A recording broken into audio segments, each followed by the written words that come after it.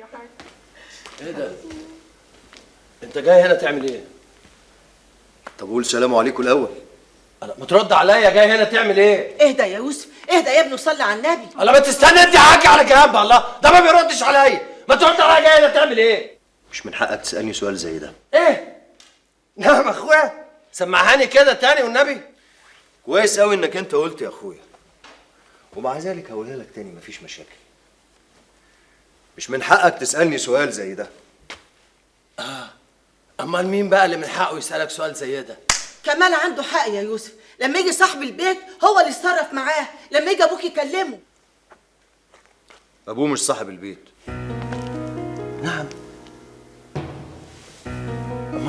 امال مين اللي صاحب البيت؟ الست دي.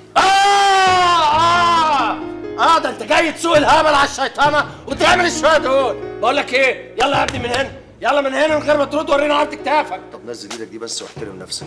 عيب يا يوسف، عيب، ده اخوك الكبير يا ابني. كبير ايه؟ الكبير ما يخشش البيت زي الحراميه. انا مش حرامي ومش هخرج. انت عارف كويس قوي مين فينا اللي حرامي. مين ده اللي حرامي يالا؟ مين ده اللي حرامي؟ ما تقولش انا. بس عيب عليك الصغيرين على الكلام ده. استخافه لا تختشيش. خلاص كمان، خلاص يوسف، انتوا اخوات. هو ده يعرف يعني ايه اخوات؟ ده ما يعرفش غير مصلحته بس. ورحمه امي، شوفوا رحمه امي ما هسيبك يا اعلى ما في خيرك اركبه.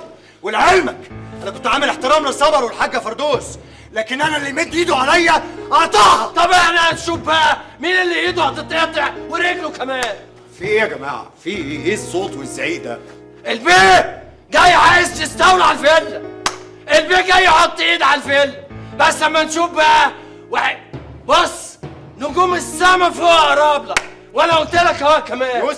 يوسف ما تستنى يا ابني عشان نتفاهم. معلش يا كمال، سيبك مني. ما تمشيش يا كمال، ده حقك انت وامك، ده بيتك.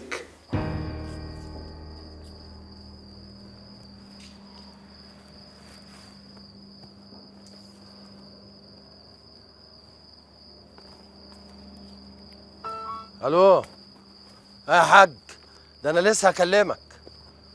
اجيلك فين؟ الله، انت مش قلت انك مسافر؟ طب بقول لك ايه، انا مسافه السكه واكون عندك. سلام اخويا، سلام.